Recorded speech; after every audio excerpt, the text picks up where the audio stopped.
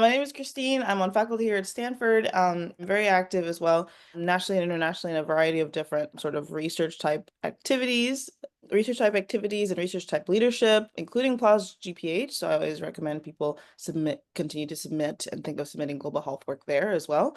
And I'm also the co-chair for the CUGH Research Committee, which I also use as a plug or opportunity to say, if you're not already involved with CUGH, really great conference actually coming up in a couple of weeks. And I highly recommend it to EM folks. We actually have a good contingent that goes for that. So that's a little bit about me and things that I'd also encourage getting engaged with as you're expanding your research lens. And then these are just my disclosures, some grants that I'll be talking about as part of the project today, and that have provided some opportunities and resources for some of the time that I've had to work on these things and be with you here today. So our agenda for today, I will do some intros on myself. I can hear a little bit from you. And then we'll do just a brief overview on funding. I'll also talk about some of my own work and trajectory, and then I'll take any questions. First of all, Mayor, I'm going to pinpoint you because you're the only person here. What is your background in research? What have you done so far or gotten to do? So from my perspective thus far, we've been working on a project called MotoMeds in Ghana. And so Mm-hmm. this is a pediatric telehealth and pre-medication delivery services that we started. It was started initially in Haiti by one of the professors at UF. And Mm-hmm. then Corbin brought it over to Ghana. And that's why I'm here in Tamale in the north, starting up our next branch. So initially began Accra, and now we're starting up a project in Tamale. And so my Wonderful. research has been mostly about I do a lot of adherence review for the cases that we see in Accra. And so Yeah. essentially it's a nighttime service that is run by EMTs, get calls from our target area, and they go to the households and provide medical care. Like they go and evaluate children, perform vital sign analysis, diagnose things like malaria, pneumonia, urinary tract infections, different skin infections, and treat the child as indicated, as long as they're meeting any kind of like severe WHO, like red flag kind of danger criteria, then Mhm. they're able to provide the care necessary. And so my Okay. research was I did an adherence review for the cases to make sure that our EMTs are appropriately following protocol. Like, are they doing a malaria test for patients who have fevers? Are they Yeah. appropriately pneumonia, or are they giving unnecessary antibiotics? So that's been my kind of foray into research. We also did an end of life palliative care initiative in Ghana and Accra as well, with a couple of other different physicians. I don't know if you know Mary Ellie over in UAB. And so she's one of our physicians back in Florida, and then she transferred over. And so Mhm. she led an initiative on palliative care that I was able to get involved with and help do a lot of the training for our standardized patients there. Really interesting. And so to sound like you're doing some implementation science with that project, kind of like Mhm. implementation, penetration, and Mhm. adherence, and so on. So really interesting, very cool project. And it sounds like it's very impactful and even in a resource limited or resource variable context. So cool. Very lovely to meet you and wishing you the continued best. Sounds like you're on the right track. Obviously, you have great mentorship. So on who I am, this is just sort of a schematic of my where and why and places I've trained and the impact that's led up to where I am today between Nebraska, North Carolina, London, New Haven, and then Kenya a lot, which is going to be a central focus of this talk, and then now being in California. So I'll talk through this. I know it might be small on the slide. So it all started in the great state of Nebraska. That's where I was actually born. And then I moved back when I was very young to Kenya and actually grew up there for most of my life. Very much identify as being Kenyan and has been, again, a central focus of my work, which we'll talk about. And then I came back for undergrad and medical school when I was very young. But, that's where it all started with the research track. So, like many of us in medical school, I did a lot of bench lab work. I actually did it as a primary job for 3 years. Then I worked in this working on an amoeba, and then I did two separate summers in a cancer lab working on a WAP2 protein and its expression and its relation with breast cancer control. And so like many of us who did wet lab research who, were or were not interested. I know maybe a very small minority of you listening to this may be involved in wet lab research. It's still a great experience or exposure in terms of getting you primed for the scientific method, how to ask questions, thinking about hypotheses, testing those hypotheses. So still a great experience. I also like to highlight that despite all this, I was actually a humanities major in undergrad, and the sociology background and sociology determinants training, et cetera, really framed a lot of my future work. And so actually my honors thesis in undergrad was a not wet lab project. And I actually ended up finding quite a lot of interest in this idea of epidemiology and working with large data sets and thinking about health disparities and health equity and what we hadn't really landed on with labeling social determinants of health, but around just health equity and disparities in care. And so published my first paper way back then, dating myself a little bit, And that sort of, the rest was history, as they say. In medical school, I'm just providing these kind of training background data or information so you have an idea of some of the things that have contributed to my career. Everyone had their own trajectory, but advising you on things that might also be helpful to consider. Well, in medical school, we had this elective called CBPR, or community-based participatory research. It was put on by a family medicine doc. It was supposed to be a really easy elective that everyone took in fourth year and sort of an opportunity, frankly, to just have a break. It was desk work, and then you could do a project, and the project was kind of willy-nilly. But I actually found a lot of interest in this principle and approach to research, and it's also something that's been the cornerstone of my work, along with health disparities. And this idea of partnering closely with communities in every aspect of your project, getting feedback for them on how you evaluate and intervene. And I see you nodding, Mayor, so you sound like you're familiar. And then also, going back to them in terms of dissemination and implementation after your findings are done. And so I actually did a program. I launched a program or project that actually is now in existence even 15, 20 years later that was called Bridge to Care. And it was a refugee health treatment and referral to care program. It's been, awarded by the dean's office. It's still the School of Public Health. And it's a service learning program that brings together students from different disciplines to work on refugee health. And that is to say also, for those of you who are maybe very early and are thinking about, well, global health, maybe I'm at a program where I might not have all the resources to travel a bunch, or perhaps, there's a lot going on in the world right now and I'm not even sure I want to travel. Local is global. So, right, refugee health is also still important. And thinking about program development and program implementation is a valid avenue for quote research as well. And CBPR is something I recommend thinking about. And I've used CBPR, like I said, continuously since then. We've published, obviously, our work on the Bridge to Care program. And then I also worked with some resident-led projects using CBPR, identifying and addressing homeless population needs, housing insecure populations in New Haven, which has quite a significant housing insecure population. And actually, since that work was initially started, there's now a hospital-wide task force across emergency medicine, multiple departments, social work, community members, and organizations as well. And they are able to prioritize based on needs currently going on in the community. For example, during the flu season, really bad flu season a couple of years ago, to navigate what the opportunities were for management, treatment, outpatient referral during, freeze storms and so on, to also acutely respond with this task force. And so again, the role for CBPR can be quite impressive, quite effective. So I think let's just keep going in the interest of time, even though we lost our participant. Those can catch up, others can catch up on the recording. So like I said, CBPR as a cornerstone for work, really helpful tool that I've used. And then I went on to residency. I did a 3-year program at UNC, and I actually did not do really much in the way of research there. I think it was a mixture of just busyness of a 3-year program. By the time you've survived intern year, you're sort of thinking about applying for jobs, and getting to the next place. I did get involved with both Dr. Ian Martin and Dr. Judy Tintinelli on just describing our program at the time. And I guess this was my first experience in the idea of educational research as well. And just don't forget that all the work that you all are doing that's very important with educational research can also be research, and you can write about it and you can disseminate it and you can share it with other people, so that they can adopt it, perfect it, change it, improve it for their setting. So that's also important to think about in terms of framing of research, in terms of education or health education, EM education. So I had a poster, I think, as a result during residency. It's also to say that residency is busy. And so don't feel bad if for some reason, you haven't had a chance to do a ton of research. Some programs favor that more than others, but the not all is lost. And so after residency, I then moved to Yale, where I was for the last 10 years, the longest. I initially joined for fellowship, which is a dual program between Yale and the London School of Hygiene, getting your master's. And then, of course, the trifecta fellowship, which working clinically in the ED, and then also doing some kind of fellow program, right? Project, whether that be education, clinical work. And in my case, it was interest in research and returning back to my home country full circle to do research there. And that was sort of my, trajectory for 2 years. And then I ended up staying on for another, 9 years as faculty. And so, got the master's there, and I started this career and work on non-communicable diseases, which I'll talk about. Non-communicable diseases are something that are very close to my heart, things like hypertension, diabetes, cancer, and that's been the mainstay of my work the past decade.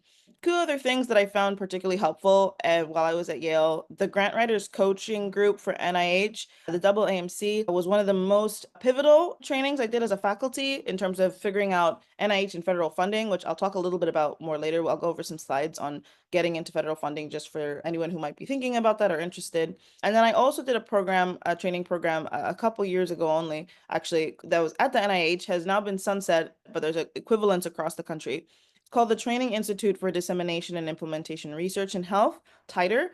And like it sounds, it's actually a training around implementation research. Interestingly, CBPR is actually a form of implementation research. It's one of the frameworks. There are several other models and frameworks, I think more than 100 actually. But I really appreciate it as, like I was talking about at the top of the call with Mayor, who's sounded like he was applying some implementation principles, just as a guiding approach for intervention design as well as implementation in terms of thinking about the how, the when, the what, the where, the why, the who of how we do things, which is going to hopefully increase the sustainability and also efficiency of your program. So implementation science as an intro, there are programs that are equivalent to the TIDER. There's a TIDERC now, I think, for cancer, and there are several other programs across the country that teach on implementation research. If you're interested, you can Google, you can also reach out to me. Happy to share some more. All right. And so then, of course, I now ended up at Stanford, which I have been at for almost a year and a half. It's been a great experience. And so, quite diverse background. Doesn't really matter where you start, keep learning, keep training, and keep growing as you go along your career. So where's some of my work taken me? I started talking about it briefly. I initially started focusing on underserved populations in the US and health disparities as an undergrad, and then started thinking about underserved population. I've also done some work with other underserved populations in the US, also with refugees and housing insecure populations. And I mentor a few other different trainee projects focusing on underserved populations in the US. And then I moved my own work primarily to Kenya and Africa, looking at non-communicable diseases there. As I mentioned, some of the types of diseases earlier. And I was a senior collaborator on the first ever national study on NCDs in Kenya about, like 7, 8 years ago now. And we were proud of this work being one of the UN member states to publish or had the most output on our work, which included 10 papers. And we have someone else that just joined. Hi, Juliet. How are you? Hi, I'm good. Sorry, guys, I'm late to the meeting. No worries. Where are you physically? Worldwide. I'm in Sacramento at UC Davis. Oh, good. You're on the same time scale as me. Welcome. So there's a brief intro about me, but you're actually getting to the juice of the research part and some of my trajectory. So that works out well. We lost a young man, Mayor, in Ghana. He might be joining back too. So basically, I was talking about some of my research. I'll go back just like 2 slides, which started with underserved populations in the US in undergrad, looking at health equity and health disparities and quantitative analysis using large data sets. And then I moved to CBPR and thinking about local populations, including refugees and other resident-led and trainee-led projects that I still kind of keep my feet wet in the US. But my primary work is on non-communicable diseases in Kenya and Africa, Kenya, where I'm from originally. So like I said, this was a national study we did looking at burden of NCDs, epidemiological data, again, large data set where we pulled 10 different papers out. It was sort of actually an exercise in co-mentorship. So we were mentoring this diverse team of folks that were coming together to write the results up while still writing. And so there were advocates, there were folks who had never written academic papers. And then just like happens in life sometimes, just by happenstance, I ended up being involved in the tobacco and alcohol papers. And so even though I didn't think I ever wanted to be an expert or some sort of expert or content, creator for necessarily for those particular risk factors, although they're very important and that's where my work has gone out of some interest too. I've always really been interested in hypertension and cardiovascular disease, and some of my work is finally getting back to that. But yeah, so that's how I kind of ended up working in tobacco and alcohol, and you'll kind of be hearing about a little bit of that too. So we had this baseline epidemiological data, and then I actually went and took the same survey, which is called the STEP survey we used for the national data, and repeated it in the ED because, as you know, we often get questioned in terms of impact and epidemiology and significance of some of our work. And that's the kind of pushback I was getting around, well, how do we know NCDs are a big problem in the ED in Africa, right? We still have things like HIV and like trauma. And so I did the study at the leading hospital in Kenya and largest in East Africa and found obviously significant issues. And And we also looked at mental health burden and also had alarming findings, like up to 30% concern for either suicidality or needing mental health care, whether it was clinical or pharmaceutical. And so, some really interesting findings, and that has been helpful to have in publication, and also just an ode to all of you and thinking about your work and doing epidemiological studies to start getting your foot in the door and your name out there and get to learn the subject area. And it's been critical for me moving forward. And so, as I mentioned, I've gone on to do some intervention research around a variety of different topics.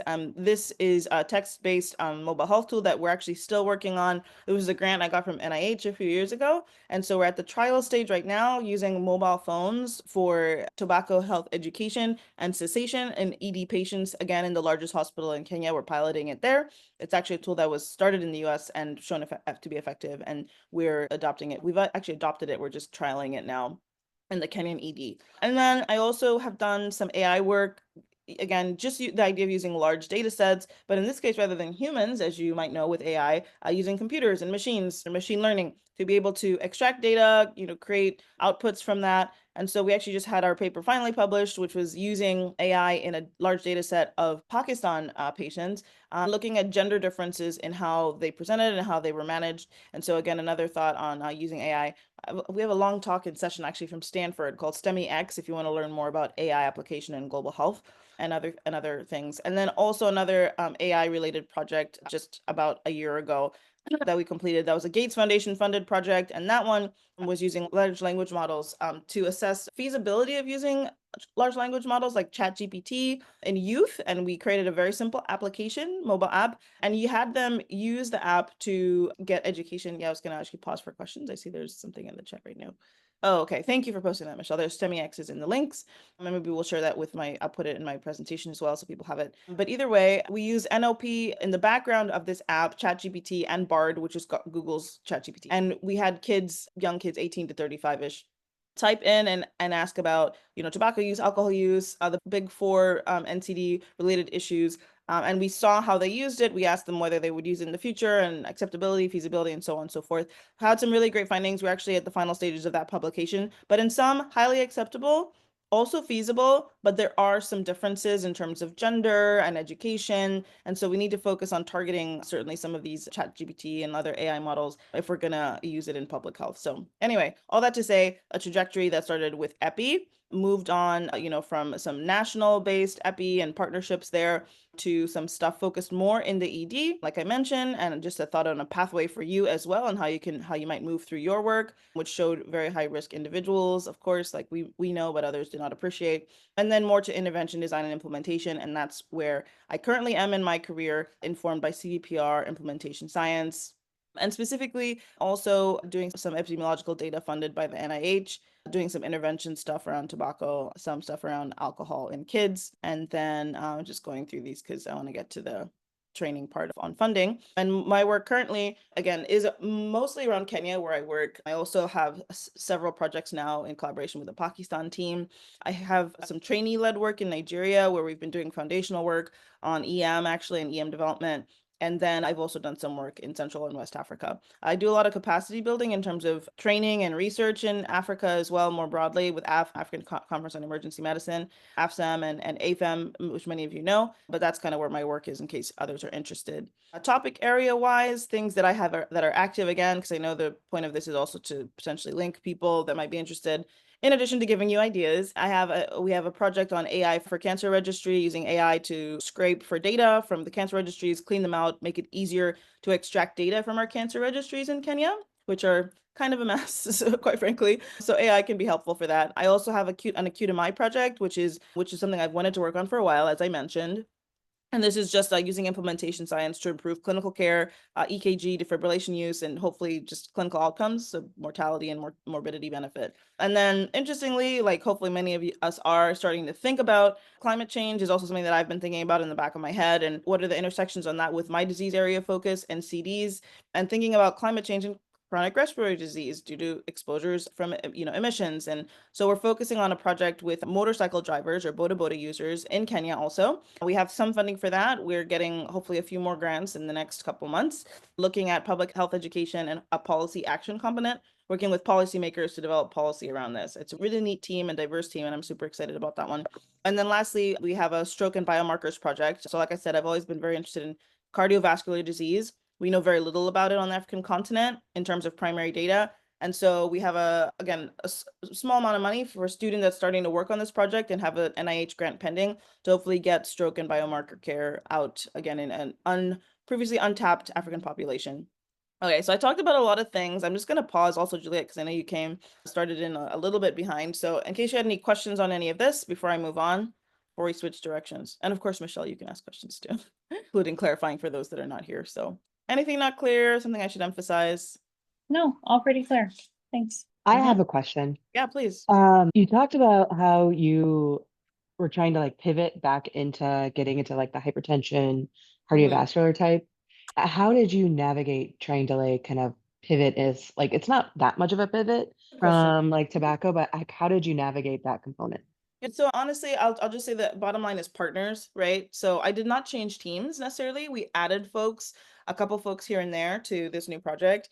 But I don't have to tell you, Michelle, once you have sort of a team or a group of partners that you've worked with for a long time, it's more just like, there's this new Marburg virus going on in our country of focus. Is there something we can do about it? And then that sparks an interest, an idea, a grant maybe, and then a research project. Like I said, I always knew I wanted to do AMI. AMI, CVD is actually the lead killer globally. It's also the most burdensome non-communicable diseases. So I always knew I wanted to come back to it. It was more so just coming back to my partner and saying, hey, so we have this opportunity. Can we work on an AMI project? We sit down, and this might be a good framing for someone who's also on the call. I sit down with my partner every time I go, my lead African academic colleague slash partner, Ben Washira, who many of you know, pretty much like once a month. We just kind of run through, what are we working on? What are the needs? Where are we at with existing projects? What are we interested in moving forward with? And that's how we ideate and kind of come together and strategize. And we kind of sit down for an hour, sometimes 2.5, and just plan. And then it's about, it doesn't have to be looking for funding, but in this case, you look, because it's a big national project, it's looking for funding and writing the grant and things like that. Is that helpful? Okay, cool. So partners are key. And, like I said, you can pivot quite a bit. Actually, some of these teams, like the Stroke Project actually is a completely new team who I have not worked with. So that was meeting someone at a conference meeting, a junior doc who's from Kenya, who was here in the US for a conference program. And we sat down and he was interested in stroke stuff. And I'm like, I've been wanting to do some stroke stuff in the ED for a long time. Can we work together? And then we submitted a grant. So anyway, so yes, great question. And then with that, Juliet, I had asked, I don't know if you go by Julie. I had also asked your prior colleague just briefly their exposure to research. So what is your exposure to research? I had asked your colleague before, just so I kind of know the tone and level as I'm going on for those that are here. Sure. I would say I am still early career with research. I am a second year global health fellow. My projects mainly are in the Gambia and then in helping with capacity building with ultrasound. And this year started to expand because they've asked for help with like BEC and more triage development. So we do have partnerships with some of our other teams who are focusing more on like NCDs, mostly HCC there, just from what the demographics are. But that's kind of where my focus is. I love it. Look at that. Pivoting. Hey, when teams trust each other, good things happen. So cool. That's super cool working in the Gambia. Wow, what a great experience. Thank you for sharing. All right. So now I'm going to transition from sort of intros and background and some of my work, which, as you saw, has gone from EPI to more intervention implementation design, always NCDs with a clear focus area, but some local work that I still do. So I wanted to introduce you to the idea around funding, which is something that, I really think is so important for us and so important for us in EM, so important for us in global health, sometimes very intimidating, something that a lot of us maybe don't get very close or good mentorship on, especially global health, sort of like, that's that side thing that you maybe get funding for. But no, you should understand and be prideful or proud in that we can actually secure funding, and hopefully some of these tips are helpful. I usually give this talk, a portion of this talk at SAM now every year for the past like 4 years, doing it again this year. So hopefully it's helpful. So this slide, really like this Venn diagram at the intersection of you are great, you love it, the world needs it, and you are paid for it, so that it's not just a passion or a mission, but it's something that is actually also beneficial for you and for the world. And this is just a little cartoon that, scientific research is a world of endless possibilities. And we know that, sometimes you get free pens, sometimes you get other free things. So we want it to be more than just an, oh, by the way, for you all. And so, like I said, funding, very important. And so at the intersection of this again and achieving your career is hopefully going to be some funding. This is just one slide on my trajectory and background in funding, which may or may not inspire other folks. I mentioned to Michelle already, Dr. Feltes, that I started in 2 basic science labs for 2 years. And interestingly, I think the second one especially did the bit that had contributed to one of the most important things in my career, which is this idea of applying for an administrative or diversity supplement for me. And that was my first understanding of what, the NIH could do for you, which is if you ever have your own federal grant, any kind of federal grant, R21, R1, all the R's you've heard about, which I'll mention later, you can apply for supplements up to even $100,000, no matter what the initial one was, potentially more, but add a second or even third project, bring on a trainee, bring on a junior person, bring on another colleague of yours to work on a certain pivot or pitch or associated project with your current project. So kind of a cool thing. But anyway, so that's how it worked initially. It was mostly other people applying for grants. I applied for a student level grant at that time. I then went on to foundation funding. Okay, so I had a couple programs, a refugee health program locally in Nebraska. So I applied for a foundation grant. That was my first experience applying for my own grant, actually. Thought, hey, like this is kind of cool. Foundation grants actually are not a huge lift for all of you that may or may not know that. Usually like a few pages, they want a budget, but as long as you're in their mission, you might find that you're successful, and EM and global health stuff can be. I applied also for an American Psychiatric Foundation grant to do a health disparities project there too, got that, and then moved on to more federal funding and even World Bank funding in just recent years, right? So it did not start with being NIH funded, and I have been top 100 in the country for EM for a couple of years now, which I'm very proud of. But again, I say this to say, I was not special, right? I learned, by writing my first grant that, oh, like I could do this. Like this is a story that I'm trying to tell someone to educate them and maybe even convince them around the potential interest for my project. But again, it's very possible, right? And so a lot of people get, again, discouraged thinking that Fogarty's are only instituted in the NIH, for example. It is not. 2 of my grants, one came from NHLBI, which is the Heart, Lung, and Blood Institute, and one which is a lot of my work in focusing on heart, lung, and blood, and a lot of our work in emergency medicine is as well, and NIDA, which is the drug abuse agency focusing on my tobacco project. And so, yeah, so that is just hopefully inspire and encourage, not special. You can do it too. And again, hopefully with some of these tools, we'll be able to get there. So I'm going to start first with just key terminology. I usually call this talk 0 to hero, this part, which is just this idea that it doesn't matter where you start. Again, you can be a hero too. So we'll talk about who are the funders and kind of terminology you might use to refer to funders when you're conversing, what they call you or how we refer to you as a scientist. What do you call some of the staff who actually work there? But how do you refer to the funding? All these fancy words you hear thrown about, mechanisms. What does that mean? We'll talk about that. And then people in the background who are also funneling through your funding and just knowing some of this terminology and approaching the NIH, demystifying a little bit, if you will. So who are the funders? So the common funding bodies and agencies who are somewhat under threat right now, but still good to know in terms of historical funding opportunities are the NIH or NSF. You've probably heard of. National Science Foundation actually has some interesting grants potentially for some of our work. They tend to be more basic science funding, but I recommend following their listserv too and looking into some of their funding.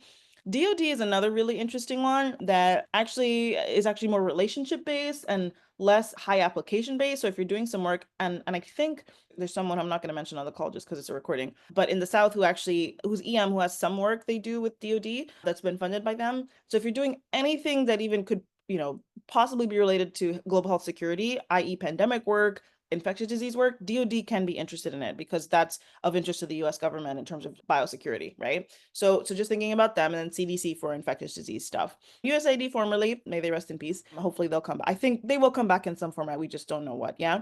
And then of course, NIH being our biggest, most likely target for funding, of course.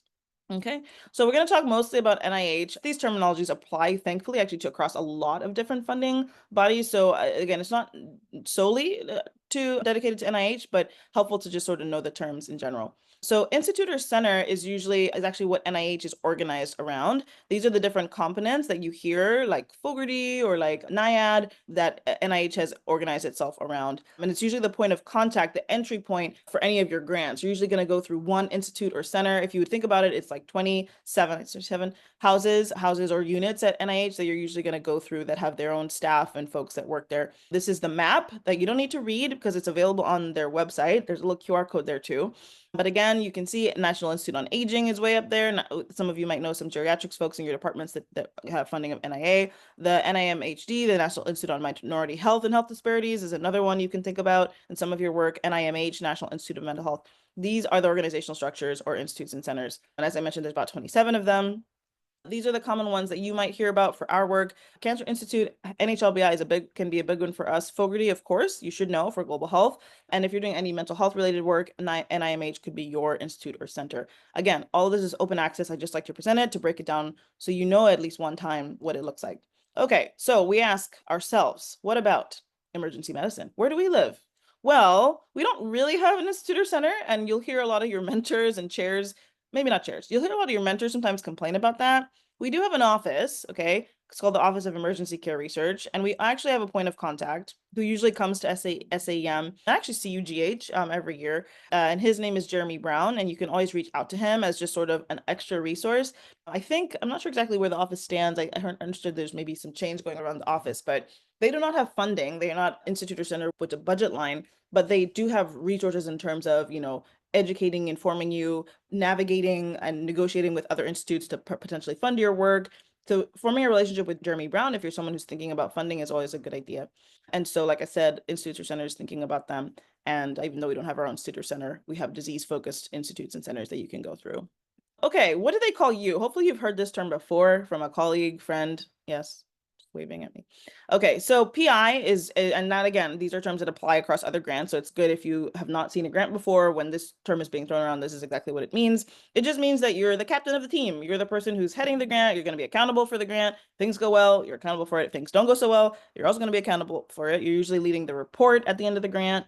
And you can also have, for example, an NIH and most other grants too, you can use this same terminology, what's called a multiple PI stance, which I recommend in some of our global health work. And thinking about your colleagues in the international setting, like, is there someone you can bring along as a co-lead, as a co-PI that you work on with projects together? And like I said, this talk is typically called Zero to Hero, so there's a lot of Marvel in here.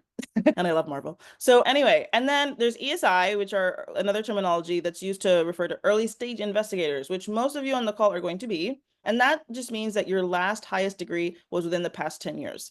I mention this because just like other opportunities, like certain even foundation funds will say, you have to be 5 years out from training or more junior in some way or form or fashion. NIH also gives you a leg up or a better handicap if you are within 10 years of application from your last highest level of training. I think we agree it's end of residency. Yes, end of residency for MDs. PhD, it will also qualify you for that clock.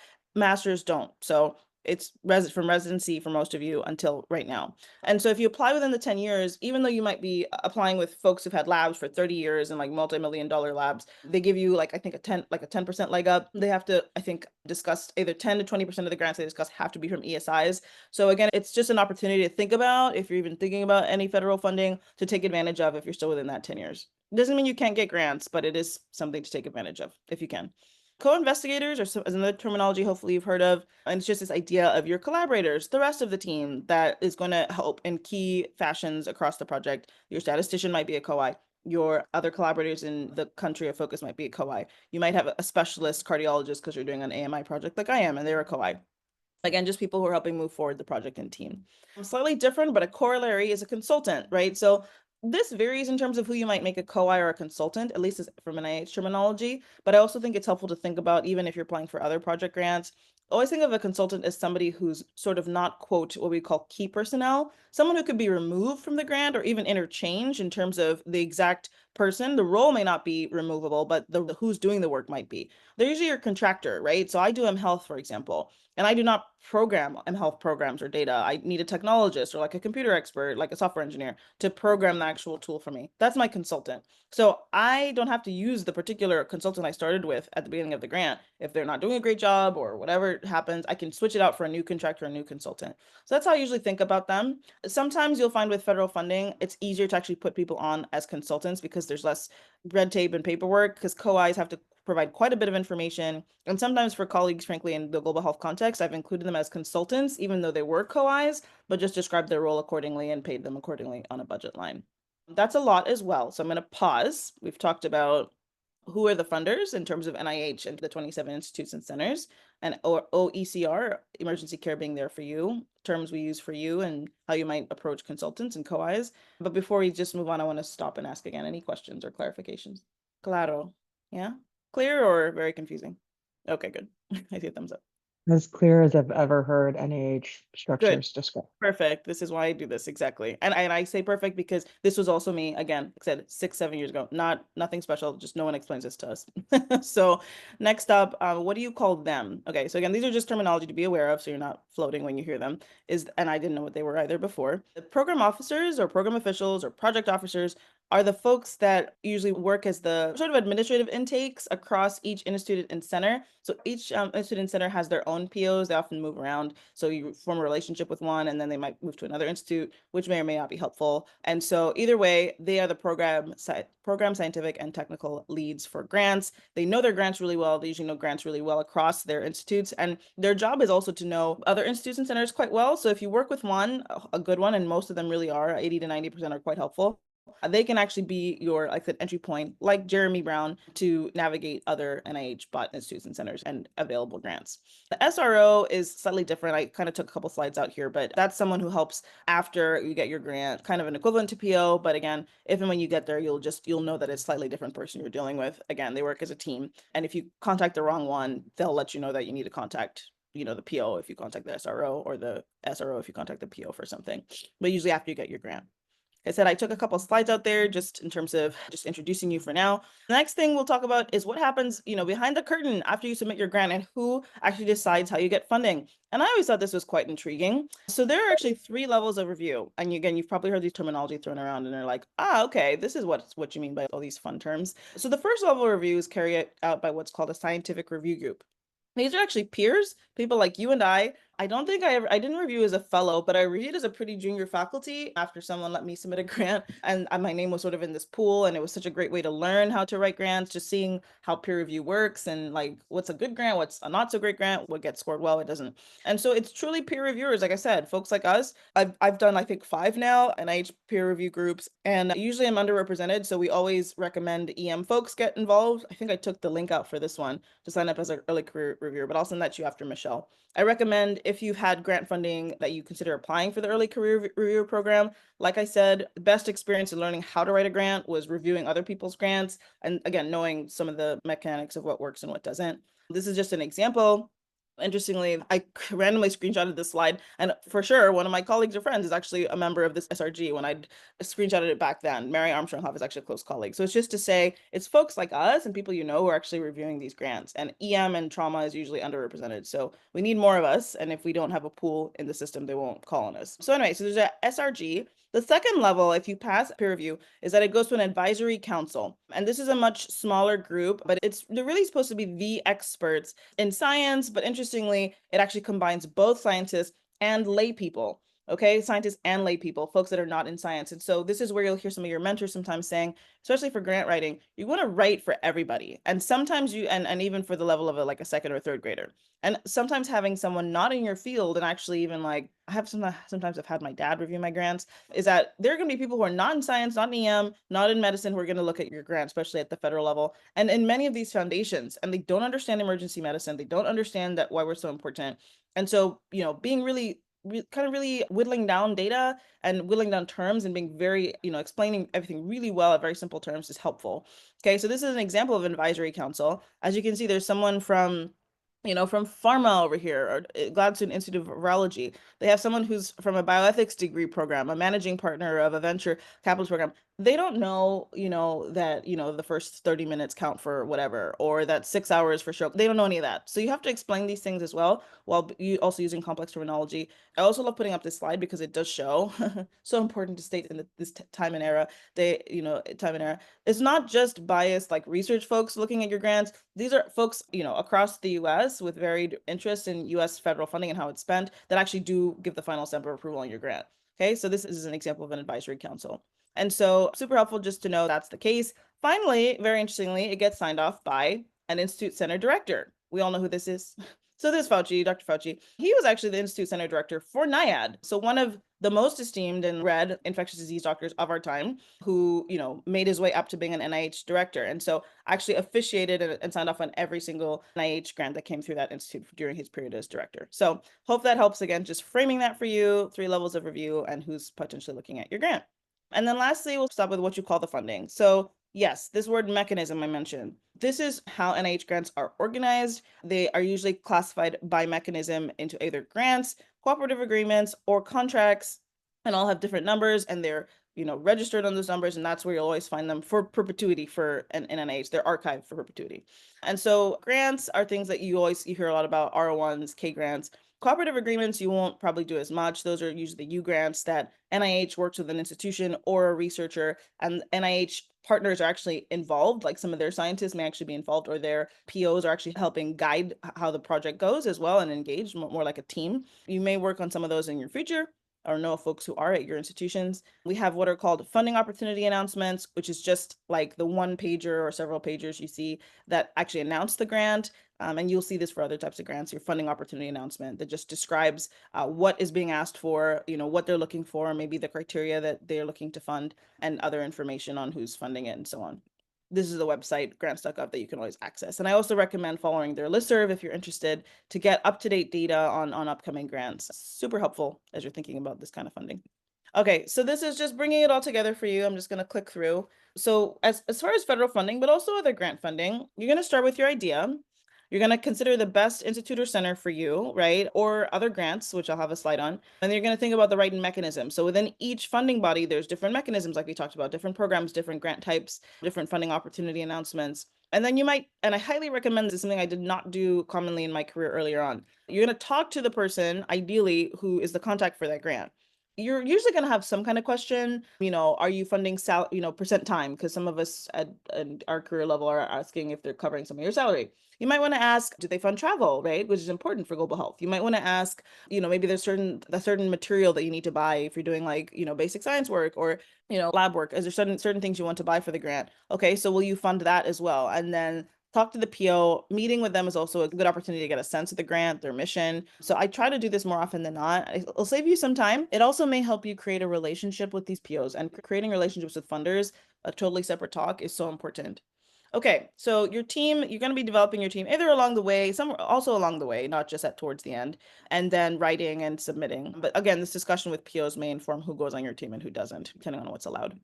All right, so this is just to say for NIH particular, but also for all your grants, make sure you're looking at their website for their mission. It's usually pretty explicit, like this is what we're interested in, this is what we like to fund. Sometimes, if you're lucky, they'll even have what they funded in the past. I look at those as keys, right? And if you're still not sure, like I have this project idea, but I'm not sure it'll be a good fit for them, still reach out to the program officer or the contact for that grant and basically frame it in this exact way. Okay, so you can, put a few sentences. My name is so-and-so. I have a project on da-da-da. We have a project on da-da-da-da, a few sentences describing it, not too long. I want to identify if this is aligned with your mission. You don't ask them, will you fund this? Because they will never tell you that. Is this aligned with your mission or the mission of your organization or the mission of your grant? And they have the capacity to just say yes or no, or not really, or ask you more questions. But yeah, always been a super helpful question for me. So ask about missions for grants, whether it's NIH or otherwise. NIH even goes on to actually have strategic priorities. So if you want to be even more particular, you can actually go on their website, look under the institute or center, and figure out what their strategic priorities are and write your grant to that effect. Like highlight it throughout your grant when you're applying. Okay, we've kind of gone through all of this. Okay, great. Lastly, just to break down some of these terms around the names you've heard grants being referred to, the different mechanisms and programs. Okay, R01, we've all heard of R01s, right? People talk about those a lot. Those are sort of like your key large scale grants at the NIH. They're usually for about 5 years. The budget can be up to 500,000 per year. It's usually that you have some preliminary data and now you're trialing something at a larger scale. Maybe you're doing a very large clinical trial. Maybe you're doing a national trial. Maybe you're doing a multi-country trial. R01s are where folks are going to be getting to. It's not usually where we start. Many of you will start with K awards if you're interested. So K awards are training grants. They're usually, again, for 4 to 5 years. They're really not supposed to be to fund a large scale project. That's not what K awards are for. K awards are really to train you. They are training grants. So they give you this beautiful 75% protected time where you're actually not allowed to work more than 75% of whatever your clinical schedule is. And oftentimes departments have to chip in for that. And then they give you a little bit of money for research as well. And then you have what are called R03s and R21s. These are developmental grants or small project grants. R03s are for 50K per year. R21s are for 275K per year. And these are great because these are what give you some money to do your preliminary or pilot data to then be able to apply for an R01 using that preliminary or primary data for those 2 years. And you can get some extensions on those, but it's usually about 2 years. Those are, again, terms we usually hear commonly. And then I like to highlight on these slides as well, usually just knowing what NIH Reporter is. NIH Reporter is this really cool database that actually identifies anyone who's ever been funded by the NIH, anyone who's ever been funded. So we had an example in these slides. We pulled up Gail D'Onofrio, who's the #1 most funded in our specialty, former chair at Yale. And she's had all these grants, for example. And what you can do or been affiliated either as a PI or a co-I, what you can do is actually go click on the grant. You can read about what they did in the project. You can read any of their publications. You can identify who else is on the team. If you're looking for your own collaborators, get some ideas. And yeah, so that's kind of a great way to also look and also make sure that no one else is doing the exact thing you're doing. You can actually use it just like a Google search, just go through throwing your terms and see if anyone else is working on this and be like, okay, well, this is unique, this is novel. And or if there is somebody who's working on it, maybe you want to work with them on it as well. And you can reach out. And that's the whole point of the database, to be accessible in that way. I just threw in this slide because I know, federal funding, there's kind of a lot going on. All of us are, I mean, I'm optimistic. I know that it's not going to completely fade away. It just may be in a different format. But I think even before the current events, we needed to be mindful about how else we were seeking out funding and not just focusing on federal funds, because there are a lot of opportunities for foundation grants, even SAEM, and in our case, as well as Wellcome Trust. If you're at a Wellcome Trust or a Commonwealth country, you can apply for Wellcome Trust grants potentially. And so here's one website. There are lots of opportunities. Google is your friend in terms of foundation and like niche grants that you'll find. And the more niche, I always say, like the less competitive in general, because the less people that know about it. So doing a thorough search or being routine about that in your practice as you're finding funding will be helpful. So again, just thinking outside the box, there's a lot of other funding opportunities too. Okay, so we're at the end. In conclusion, I talked about introductions and just this idea of migrating from maybe epi or more basic type research to intervention design. It's one step at a time. It doesn't all happen at once. That's true for all of us, really. Don't forget about different types of funding mechanisms. There's lots of grants outside of just the NIH, of course, as well. And I threw in the NIH loan repayment program as an opportunity to help pay back loans if you do have some federal funding. So that's that. I was going to take any questions, but we're at time. But Michelle, if you have one last clarification, maybe, or burning question, we can have that in the recording for folks. But thank you. Thank you for inviting me. Thank you so much for that. I think that was super helpful I definitely would have found it helpful when I was a fellow. So if you're trying to like navigate the different systems, I think one of the difficulties for most EM and global health people is the navigating the different agency, like the different funding structures within the NIH. Like there's so many different ones. I don't think I'd ever heard of the Office of Emergency Care Research. Mm-hmm. So that I think is an incredibly helpful idea, like for somebody who's like, I have this idea, who could even potentially fund it? Because so much of EM goes across all those different centers. So I think that's super helpful. I'll throw that'll be in the slides. He's this gregarious British gentleman who works at the NIH. And like I said, he's usually at SAEM and at Mhm. CUGH. So I don't know about CUGH this year, but yeah. That's awesome. That's somebody that's a great person to look out for. Mhm. Have you found that I think one of the things I've heard in the past, I don't know how true it is that it can be hard to get NIH funding for stuff that's focused outside the country. Is it something that you have to, like, how do you frame it when it's something that's centered in another place, but you're applying for a national Yeah. based funding So structure? it's a good question. The good news is that there are actually several programs and mechanisms that come out specifically for global health, running global health work. So I'll give an example. We just submitted a grant, the stroke grant, in the fall to NINS, which is the Neurological Disease Institute Center. This was a stroke project, and they specifically actually had to be a project in an international setting. Like it had to be international. So there are mechanisms to watch out for that are just international focused. So that's not an issue at all. They expect it to be. Your reviewer panel will also be folks that are internationally minded, which is really helpful. The other thing is there's always Fogarty. So any program that Fogarty has is going to be internationally focused or that they're co-funding. And they always have mechanisms every year too. They have a mobile health one. I'll give you an example that's actually coming up in March. It's due in March. And that one's every year. So again, it has to be an internationally focused mobile health or mHealth related project. And then the last thing is NIH, you're right. Majority of it, the funding definitely is not international focus or not earmarked for international projects. However, it doesn't mean you can't apply.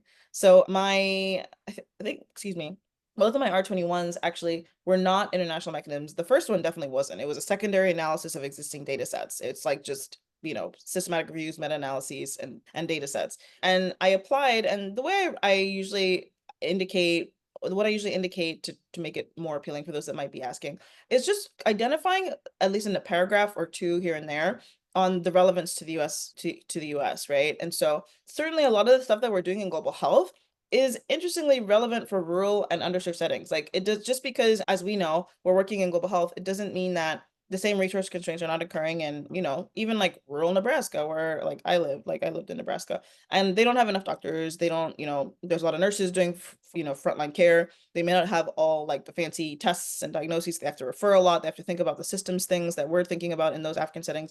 And so there's this potential for reverse innovation. And, astute scientists know that. So they will read that and they'll appreciate it. So, but I always am just clear to say, if it's not a specific international call, what that reverse innovation or opportunity is for the US. Yeah, some are more on the nose than others. Like, for example, like I said before, the biosecurity thing, if you're doing something biosecurity related, that is automatically important to the US. Like, if you're managing care of those diseases better in that international setting, it's helping Americans in terms of like, transfer of disease and so on.